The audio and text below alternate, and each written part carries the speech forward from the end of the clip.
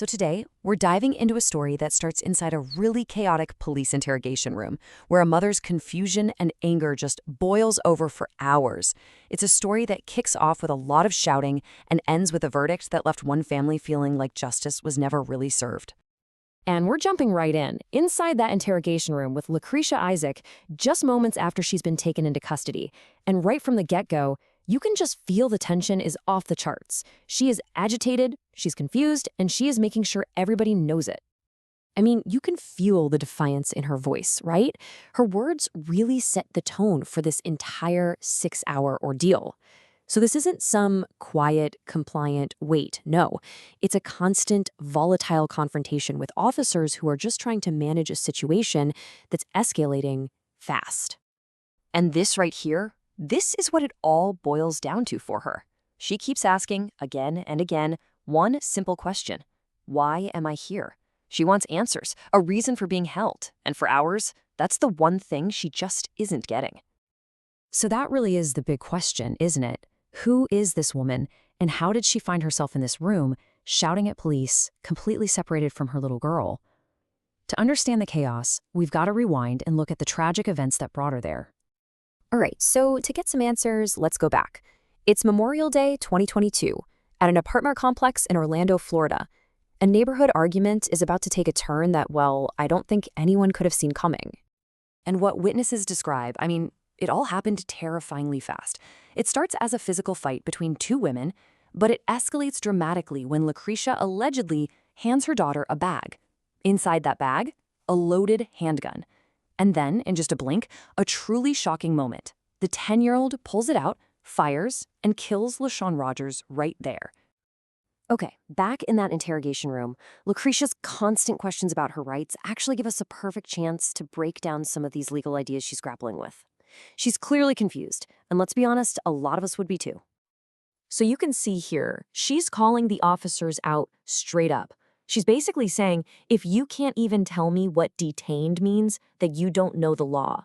And this frustration really gets to the core of this legal difference between being detained and being arrested. So what does it actually mean?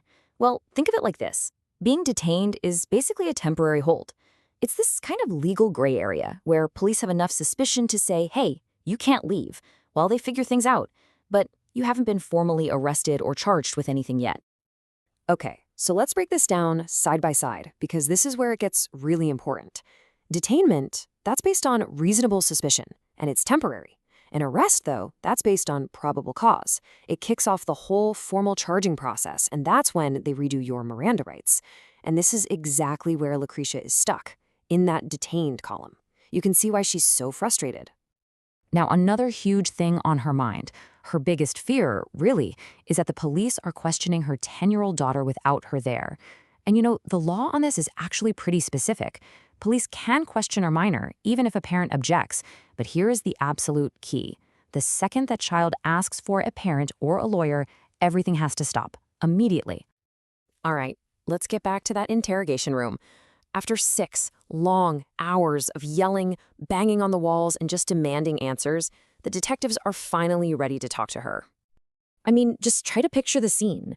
The frustration is at its peak, she's got to be exhausted, and she's been completely in the dark this whole time. And now, the people with the answers are finally walking through the door. And then, bam! In one sentence, the detectives just drop this bombshell that changes absolutely everything. The vague detainment is over. The cold, hard reality of the situation just crashes down. Both she and her 10-year-old daughter are probably going to jail. So, with both mother and daughter now officially charged, the case starts to move through the legal system. Let's take a look at what the final outcome was for Lacricia Isaac. So, in the end, she was charged with manslaughter and culpable negligence. And instead of taking it all the way to a trial, she ended up taking a plea bargain. She pleaded no contest, and that resulted in her final sentence. Just 5 years in prison. Now, keep in mind, she was facing a possible 15 years, so this plea deal cut her time way down. But for the victim's family, well, that number felt impossibly small. And that's the other heartbreaking side of the story. For the family of Leashun Rogers, the woman who died that day, that sentence was it wasn't justice. In their words, 5 years could never, ever make up for the life that was taken from them. So this whole case just leaves you with this really deep, unsettling question, doesn't it?